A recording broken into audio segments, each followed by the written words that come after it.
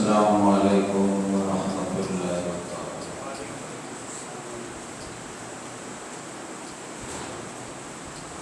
الحمدللہ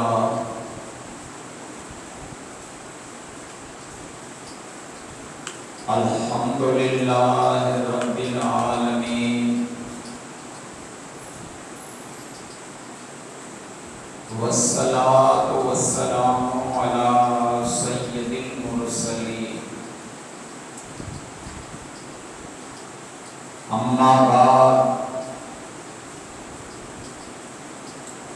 فاعوذ باللہ من شر الشیطان الرجیم، بسم اللہ الرحمن الرحیم، الا ان اولیاء اللہ لا خوف علیہم ولا هم يحزنون، آمنت باللہ صدق اللہ العظیم۔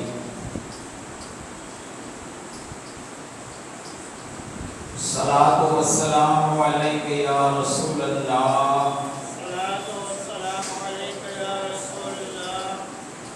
وعلی آلک واصحابک یا حبیب اللہ،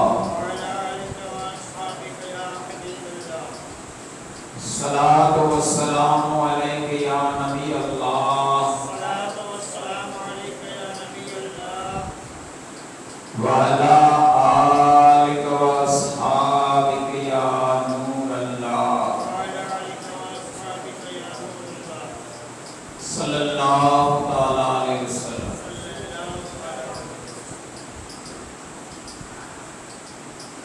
میرے محترم بزرگوں اور عزیز بھائیوں،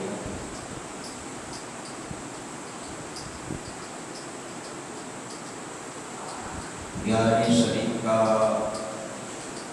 مبارک مہینہ جاری ہے اور الحمدللہ آج کی رات بڑی گیارہویں شریف کی مبارک رات ہوگی اور کل انشاءاللہ عید غوثیہ منائی جائے گی، جلوس غوثیہ انشاءاللہ نکالا جائے گا۔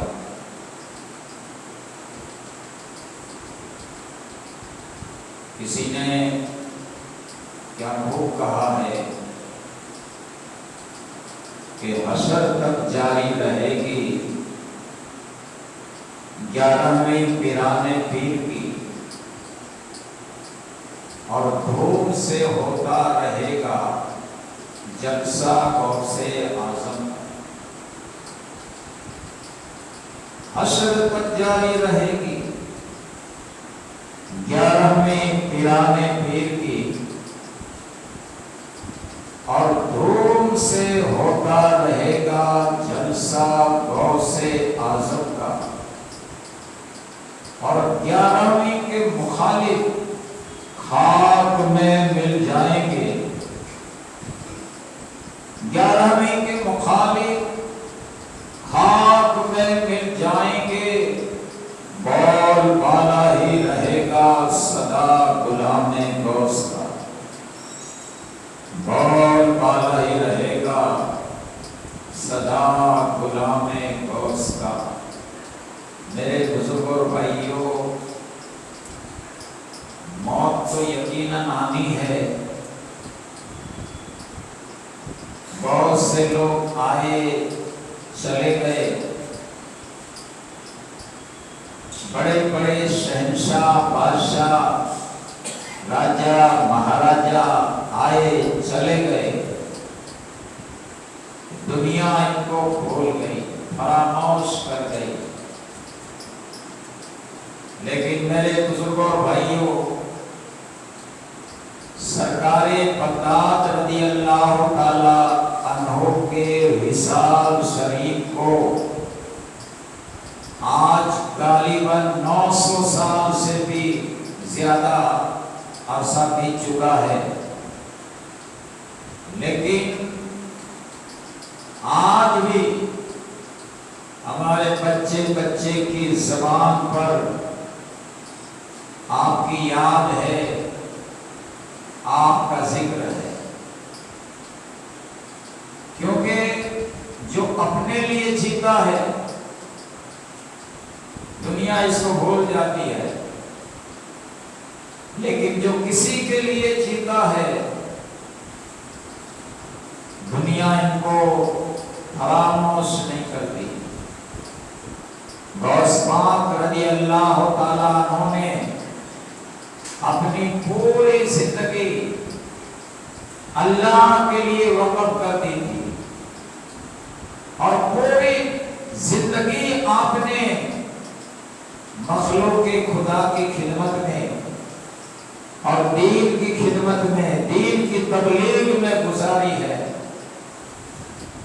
تو اللہ نے ان کی مخلوق کے دل میں محبت ڈال دی، چاہے اپنے ہو پرائے ہو۔ آج بھی لوگ 11ویں والے پیر کے نام سے آپ کو یاد کر رہے ہیں، آج بھی آپ کی یاد جاری ہے اور قیامت تک انشاءاللہ جاری رہے۔ تو میرے بزرگ اور بھائی، ہم بڑے خوش نصیب ہیں کہ ہم تو ہر سال کیا ہر مہینے غوث پاک کی 11ویں شریف مناتے ہیں، اور نظر و نیاز بھی کرتے ہیں، اور کرنا ہی چاہیے۔ لیکن میرے بزرگ اور بھائیوں، یاد رکھو، آج ہم غوث پاک کی کرامتیں تو سنتے ہیں، غوث پاک کے نعرے بھی لگاتے ہیں، غوث کا دامن نہیں چھوڑیں گے، غوث پاک کی یاد بھی مناتے ہیں، محفلیں جلسے جلوس بھی کرتے ہیں۔ لیکن میرے بزرگ اور بھائیوں، افسوس کے ساتھ کہنا پڑتا ہے کہ آج ہم تعلیمات غوث پاک سے بہت دور ہیں۔ غوث پاک نے ہمیں جو تعلیمات دی، اس سے ہم کوسوں دور ہیں۔ دیکھو، یہاں میں سرکار اعلیٰ حضرت کا ایک شعر جو غوث پاک کی شان میں پیش کیا ہے پڑھ رہا ہوں، اور پھر ذرا ان کی تشریح کر کے غوث پاک کی تعلیمات کیا ہے وہ آپ کو میں بتانے کی کوشش کروں گا۔ سرکار اعلیٰ حضرت بارگاہ غوثیہ میں خراج عقیدت پیش کرتے ہوئے عرض کرتے ہیں کہ قسم دے دے کے کھلاتا ہے، پلاتا ہے تجھے،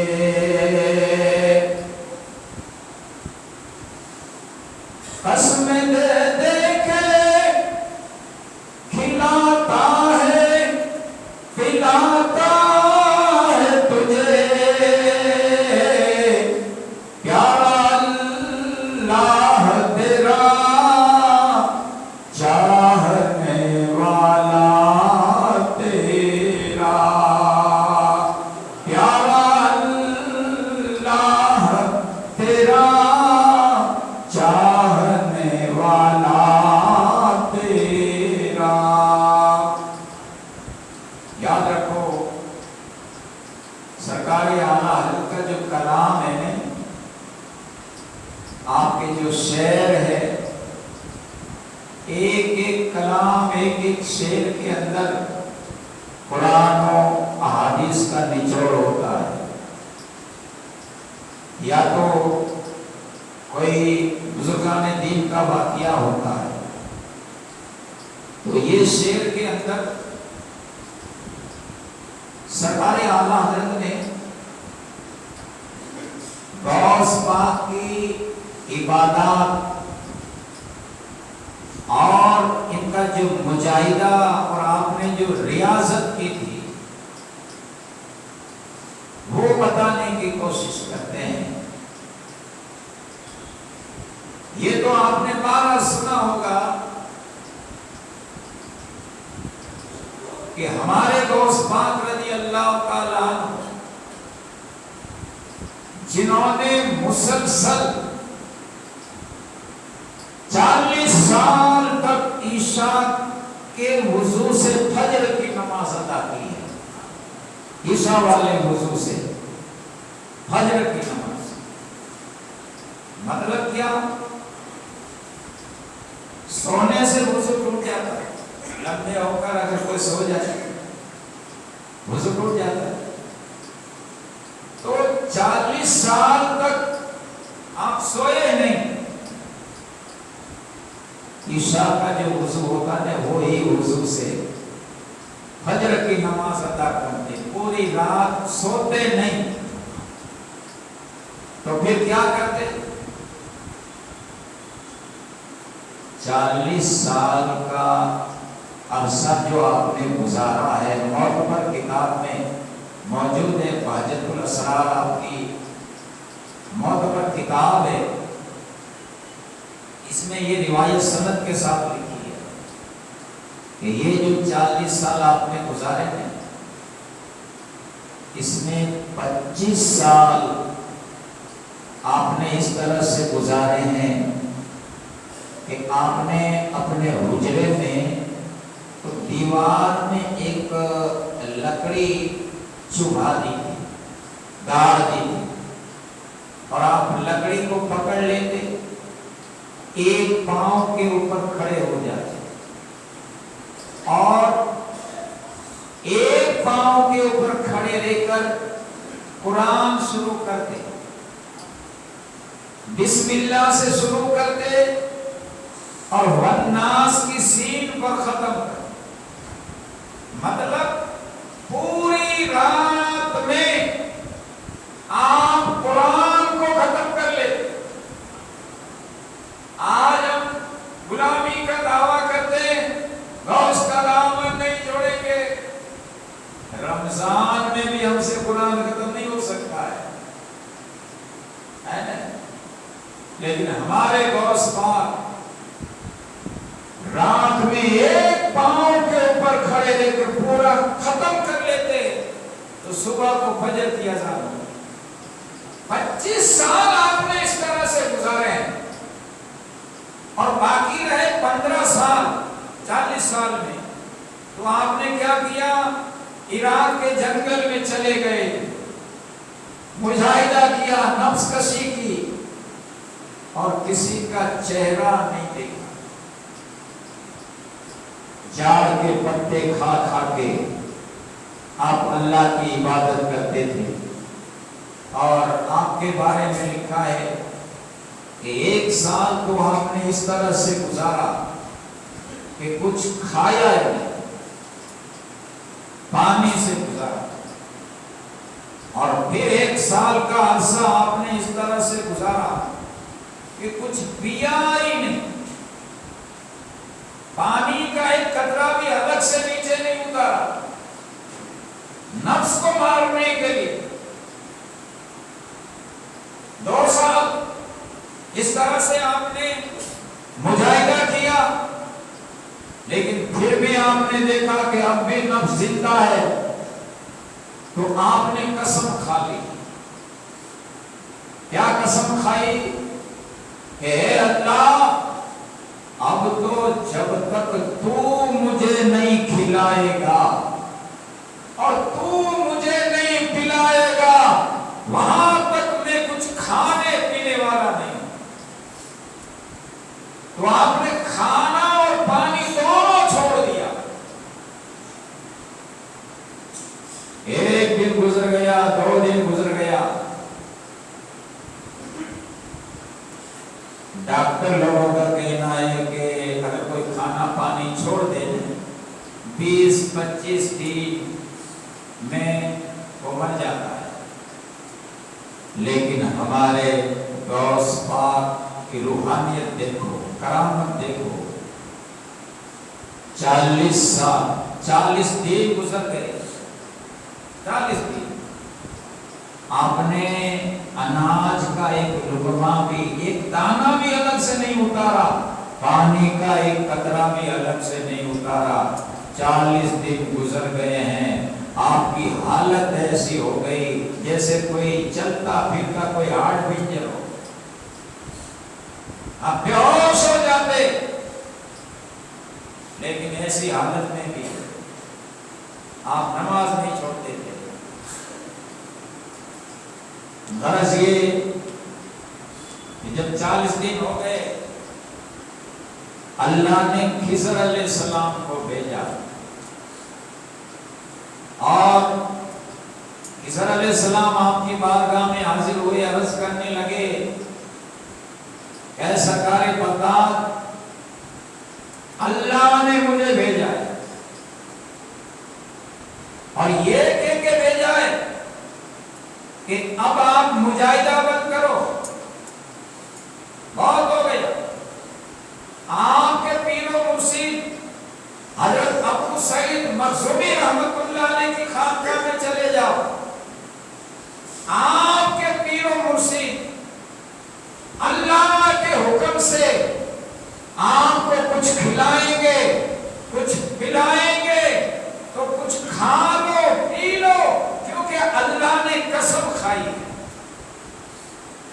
اس کے بعد غوث پاک اپنے پیر و مرشد کی خانقاہ میں جاتے ہیں، تو غوث پاک کے پیر و مرشد حضرت ابو سعید مخزومی رحمت اللہ علیہ ایک تھال میں وہ دودھ کا ایک کٹورا اور ایک پانی کا گلاس وغیرہ لے کے حاضر ہوئے، اور فرمانے لگے، بیٹا عبد القادر، تم نے قسم تو کھائی ہے کہ جب تک اللہ مجھے نہیں کھلائے گا اور اللہ مجھے نہیں پلائے گا وہاں تک میں کھانے پینے والا نہیں ہوں، لیکن بیٹے عبد القادر، اللہ تو ہاتھ پیر سے پاک ہے، ان کا ہاتھ نہیں ہے کہ تجھے آ کے کھلائے، ان کے پیر نہیں ہے کہ یہاں آ کے تجھے کھلائے، وہ تو نرنجن نراکار ہے، وہ ایک نور ہے، اور اللہ نے مجھے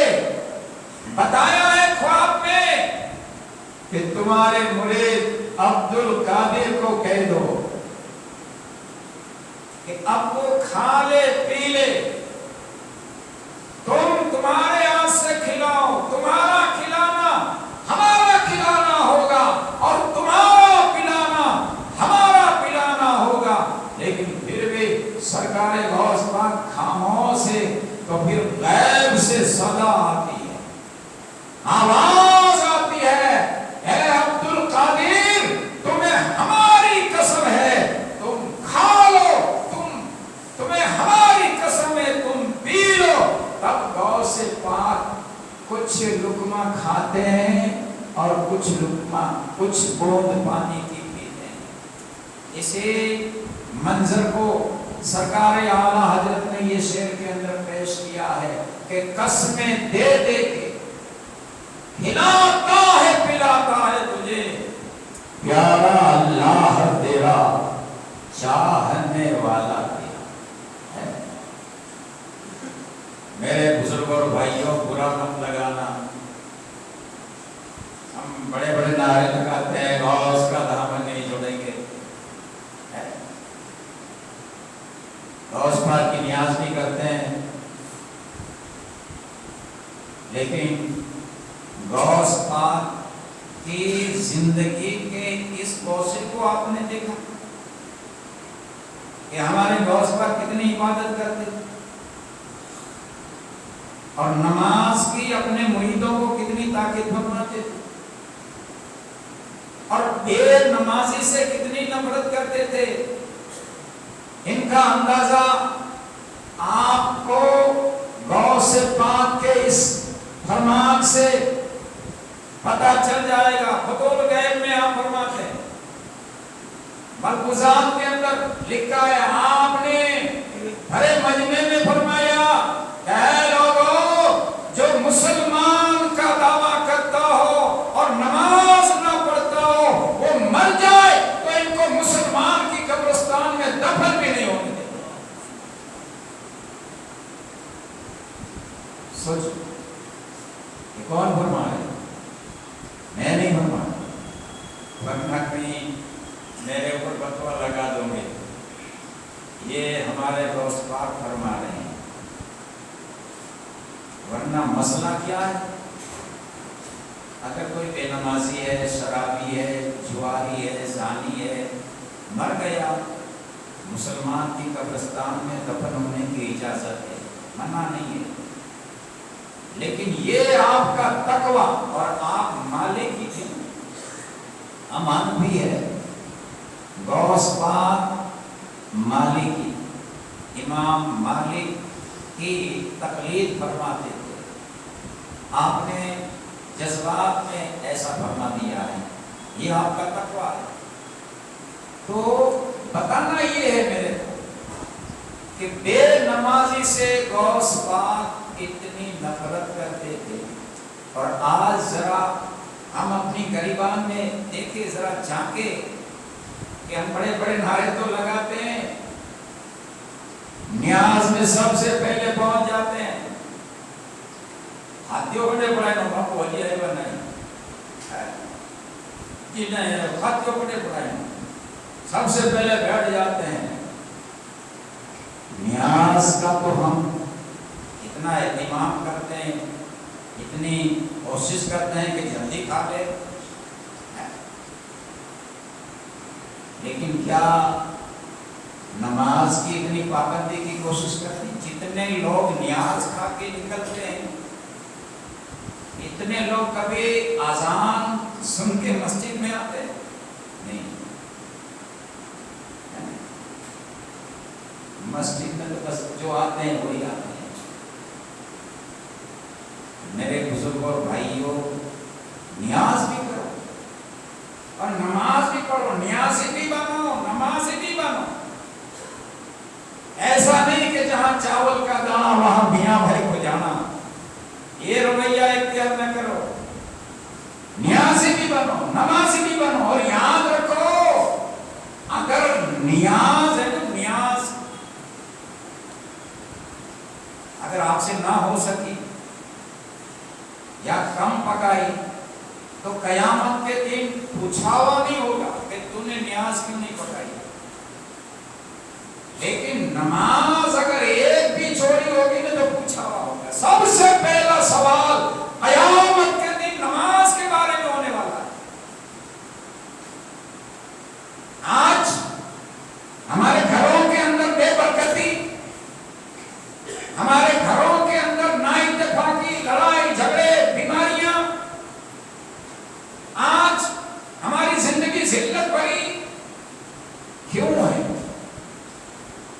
اس لیے کہ ہم نے غوث پاک کو تو مانا ہے لیکن غوث پاک کی نہیں مانی، غوث پاک کی بات نہیں مانی۔ اگر ہم باقاعدہ نماز کے پابند ہوتے ہیں تو آج مسلمانوں کی ایسی حالت نہیں ہوتی۔ اس موقع پر مجھے ایک روایت یاد آ رہی ہے کہ ایک مرتبہ سرکار غوث پاک کی بارگاہ میں ان کا ایک مرید حاضر ہوا اور عرض کرنے لگا، بابا دعا فرمائیے، گھر میں تنگ دستی بہت ہے، فاقہ گزار ہے، قرضہ بڑھ گیا، سرکار دعا فرما دیجیے۔ تو غوث پاک نے پہلے فرمایا کہ بیٹا نماز پڑھا کر، نماز سے روزی میں برکت ہوتی ہے۔ نماز سے عزت ملتی ہے، کامیابی ملتی ہے۔ نماز اندھیری قبر کی روشنی ہے، نماز جنت کی کنجی ہے۔ بیٹا نماز پڑھا کرو۔ غوث پاک نے یہ فرمایا تو مرید نے عرض کی، سرکار دیکھو مجھے بتانا تو نہیں چاہیے، لیکن آپ نے فرمایا ہے تو ذرا مجھے بتانا پڑتا ہے۔ میں کوئی اپنی عبادت کی ایڈورٹائز نہیں کر رہا ہوں، ریاکاری نہیں کر رہا ہوں، دکھاوا نہیں کر رہا ہوں۔ آپ نے پوچھا ہے، مجبوراً مجھے بتانا پڑتا ہے کہ میں جدھر رہتا ہوں وہاں ایک چھوٹی سی مسجد ہے، تو پانچوں وقت کی نماز میں مسجد میں با جماعت تکبیر اولیٰ کے ساتھ ہمارے امام کے پیچھے پڑھتا ہوں، اور پھر صبح کو اشراق، چاش، مغرب بعد ہوا بھی، رات کو تہجد، اور پھر صلاۃ التوبہ، صلاۃ التسبیح، یہ جتنی بھی نوافل ہے وہ بھی ادا کیا کرتا ہوں۔ ہفتے میں ایک نفلی روزہ بھی رکھتا ہوں، مہینے میں قرآن کا ختم بھی کرتا ہوں، اور حضرت آپ کی دعا سے ہم آپ کے مریدین ہیں، ہمارے گھر کے جتنے لوگ ہیں وہ بھی اسی طرح سے نیک نمازی ہے، متقی ہے، پرہیزگار ہے آپ کی دعا سے۔ تو اس بات میں فرمایا اچھا تو پھر بھی برکت نہیں ہے گھر میں؟ تو غوث پاک نے کیا کیا؟ آنکھیں بند کی۔ یہ اللہ والے ہیں مراقبہ کرتے، ہمیں کوئی چیز دیکھنی ہوتی ہے آنکھیں کھول کے دیکھنا پڑتا ہے، اگر آنکھیں کمزور ہے تو چشمہ چڑھا کے دیکھنا پڑتا ہے، لیکن اللہ والے اگر کسی کی تقدیر کو دیکھنا چاہتے ہیں یا لوح محفوظ میں کیا لکھا ہے یہ جاننا چاہتے ہیں تو آنکھیں کھولتے نہیں ہیں، آنکھیں بند کر لیتے ہیں، تو لوح محفوظ میں جو کچھ لکھا ہوتا ہے وہ اللہ والے کو پتہ چل جاتا ہے۔ اس لیے تو شاعر کہتا ہے کہ الٹی چال چلتے ہیں دیوان گانے، عاشق آنکھوں کو بند کرتے ہیں دیدار کے لیے۔ یہ اللہ والے الٹی چال چلتے ہیں۔ نعرہ تکبیر، نعرہ رسالت، یا غوث۔ کچھ دیکھنے کے لیے آنکھیں کھولنے کے بجائے آنکھیں بند کرتے ہیں تو لوح محفوظ میں کیا لکھا ہوتا ہے اس کو پتہ چل جاتا ہے۔ آنکھیں بند کی پھر کھولی اور فرمایا بیٹا تیرے مکان کا دروازہ نہیں ہے؟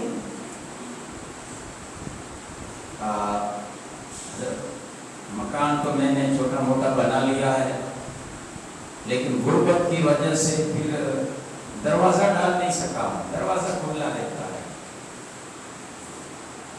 آپ نے فرمایا بیٹا اگر دروازہ ڈالنے کا ابھی تمہارے پاس پیسہ نہیں ہے تو ایسا کرو وہاں ابھی فی الحال پردہ لگا دو، پردہ لگا دو، انشاءاللہ روزی میں برکت ہو جائے، غربت دور ہو جائے، تنگدستی دور ہو جائے، پردہ لگا دو۔ مرید نے پردہ لگا دیا، کوئی چونچا نہیں کی، دلہن نہیں کی، کیا ہم آئے باپو گیا روزی جو تاویز گنے لانا باپو چی پردو لگائی گئے ڈالائی گئی پردے دکھو نہیں۔ یہ غوث پاک کے زمانے کا مرید تھا، آج کل یہ ویجیٹیبل مرید نہیں تھا کہ کبھی ادھر کبھی ادھر، جدھر پلہ بھاری ہو واہ واہ جس کی روٹی ادھر بیٹھ جانا اس کو چھوڑ دینا، ایسے مرید نہیں تھے، پکے مرید تھے کہ ہمارا پیر جو کہے پتھر کی لکیر، پیر کہے دین تو دین، رات تو رات، ایسے مرید تھے۔ नाभिक किस्म के मुरीद नहीं थे, पर्दा लगा दिया। कुछ अरसा गुजरा, सरकार गौस पाक की बारगाह में वापस कहा, अल्हम्दुलिल्लाह अब तो बहुत अच्छा है, अब तो रोजी में बरकत होने लगी है, ये भी रोजी मिल रही है, चारों तरफ से रोजी आ रही है, रोजी मुझे ढूंढ रही है, अब तो सारा कर्जा भी भर दिया है और अल्हम्दुलिल्लाह आपकी दुआ से ये साल इंशाअल्लाह हम हज की तैयारी कर रहे हैं। बहुत अच्छा हजरत, बहुत अच्छा है, लेकिन हजरत एक खटका है मेरे दिल के अंदर, जरा वो निकाल दो वसवसा तो कर्म हो जाएगा। क्या खटका है? का मैंने जब शिकायत की रोजी की तो आपने फरमाया पर्दा लगा दो, तो पर्दे में क्या वहां से? पर्दा लगाने से रोजी कैसे मिली मुझे? सरकार गौस पाक ने फरमाया, बेटा देखो तू तो नेक नमाजी, तेरे घर वाले भी सब नेक नमाजी थे, लेकिन बेटा वो दरवाजा नहीं था ना, तो तेरा घर रास्ते पर है और वहां से बेनमाजी लोग गुजरा करते, तो बेनमाजी की नजरें तेरे मकान में पड़ा करती। तो बेटा एक मर्तबा अगर किसी बेनमाजी की नजर किसी नमाजी के घर में पड़ जाती है ना, तो 40 दिन तक अल्लाह ताला उस घर में से बरकत उठा लेता है। तो बेनमाजी की निगाहें तेरे मकान में पड़ती थी तो अल्लाह ने बरकत उठा ली थी, अब पर्दा लगा दिया तो अब वो बेनमाजी जो गुजरते थे ना, इनकी नजरें पड़ना बंद हो गई, तो फिर अल्लाह ताला ने खैर और बरकत का नुज़ुल फरमाया। मुझे बताना ये है कि गौस पाक के जमाने का मुरीद और इतना पाबंद, घर वाले भी इतने पाबंद, सिर्फ बेनमाजी की निगाह पड़ती थी तो घर में से बरकत उठ गई, तंगदस्ती आ गई, फाका कसी की नौबत आ गई। तो मेरे बुजुर्गों, आज हमारे घरों का तो ये हाल है कि घर में सब बेनमाजी है। कौन किसको कहे? बाप भी बेनमाजी है, बेटा भी बेनमाजी, माँ भी बेनमाजी, बेटी भी बेनमाजी, भाई भी बेनमाजी, सब बेनमाजी। नमाज पढ़ते हैं तो बस जुम्मा टू जुम्मा, एक तो एक। और घर में इतना बड़ा वो टीवी लगाया है, इसमें फिल्मी ड्रामे सीरियल है, घर में गाली गलौज हो रही है, लड़ाई झगड़े। अब बताओ ऐसे घर में बरकत कैसे? और फिर हम ये कहे तो बापू के नरायो हो तो बापू जी आए जो घर भारी आए, आइए घर में पाक फनाए नपाक फनाए, ये सब जाहलत की बातें हैं। अगर हम गौस पाक की तालीमात के ऊपर अमल करें, घरों में भी खैर और बरकत हो जाए, घर अमन का कहरवाला बन जाए और अल्लाह अपनी निगहबानी में ले लेता है बंदे को, अगर वो नमाज का पाबंद हो जाए। मैंने अपने बुजुर्गों की ज़बान से सुना है कि एक चोर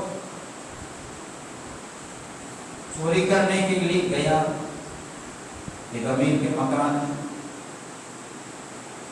अब वो जाके घर के लोग, तो चोर ने देखा कि अब तो मैं पकड़ा जाऊंगा,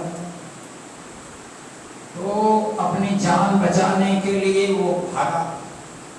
अब घर वाले लोग पीछे, आधी रात का वक्त है, तो वो जो चोर था ने भागते भागते उसने देखा कि एक मस्जिद है, तो दीवार को छलांग के मस्जिद में चला गया। अब उन्होंने देखा नहीं था, घर वालों ने बाद में आए पास पहुंचे, इधर उधर देखा, वो तो निकल गया था अंधेरे में। तो किसी ने कहा चलो मस्जिद के अंदर जाके देखे, वहां तो नहीं छुपा है। अब ये चोर ने क्या किया, उसने काबे की तरफ मुंह किया और झूठ मूठ वो नमाज की हालत में खड़ा हो गया, ढोंग करने लगा नमाजी का। अब वो लोग मस्जिद में आए, वो जो खड़ा है वही चोर लगता है। तो उसने घर वाले के अरे भाई ये तो तहज्जुद गुजार बंदा है, आधी रात को आया है तहज्जुद पढ़ने के लिए, कहीं इनके ऊपर इल्जाम लगा देंगे और मारेंगे, हम गुनहगार होंगे। ये तो कोई तहज्जुद गुजार बंदा है, चलो चलो ये नहीं है, वो तो किधर उधर भाग गया है, अंधेरे में निकल गए और चोर की जान बच गई। जब वो लोग चले गए ने, ये जो चोर था इसको एहसास हुआ अल्लाह की शान करीमी, शान रहीमी, शान गफ्फारी, शान सत्तारी को देखकर वो रो पड़ा और दिल ही दिल में कहने लगा कि मेरे मौला तू अपने बंदों के ऊपर कितना मेहरबान है। मैंने तो झूठी नकल की नमाज की तो तूने मुझे इतनी बड़ी आफत से बचा लिया। अगर मैं सच्चा नमाजी बन जाऊं तो तू मेरा कितना ध्यान रखेगा, मेरी कितनी हिफाजत करेगा। उसी वक्त उसने तौबा कर ली और फिर वो नमाज का पाबंद हो गया, आगे जाके अल्लाह का वली हो गया। नमाज में इतनी बरकत, अल्लाह की हिफाजत में माता। ये जो दर दर की ठोकरें खाते हैं, शायद कहता है कि ये एक सजदा जिसको तू गिरा समझता है हजारों सज्जों से देता है बंदे को दिया। ये दर दर की ठोकरें खाते हैं, किसी की मोहताजी करते हैं, क्यों? इसलिए कि हम मुसल्ले से दूर है, मस्जिद से दूर है। अगर मस्जिद में आने वाले बन जाए, सजदे करने वाले बन जाए तो किसी की मोहताजी न करनी। अल्लाह हमें रिज़्क़ भी दे दे, इज्जत भी दे दे, कामयाबी दे देता। तो मेरे बुजुर्गों भाइयों, गौस पाक को भी मानो, इनकी न्याज भी पकाओ, जलसा जुलूस भी निकालो, लेकिन गौस पाक की भी मानो, गौस पाक की तालीमात के ऊपर भी अमल करो। सही मानों में दामन पकड़ो, सही मानों में अगर हम गौस के गुलाम बन जाएंगे ने तो बारहा आप सुनते आते हैं, गौसे पाक फरमाते हैं कि यदि अना मुरीदी का समाए अल्लाह, मेरे हाथ का पंजा मेरे गुलामों के ऊपर ऐसा है जैसा जमीन के ऊपर आसमान। क्या दबे जिस पे हिमायत का हो पंजा तेरा, शेर को खतरे में लाता नहीं होता तेरा।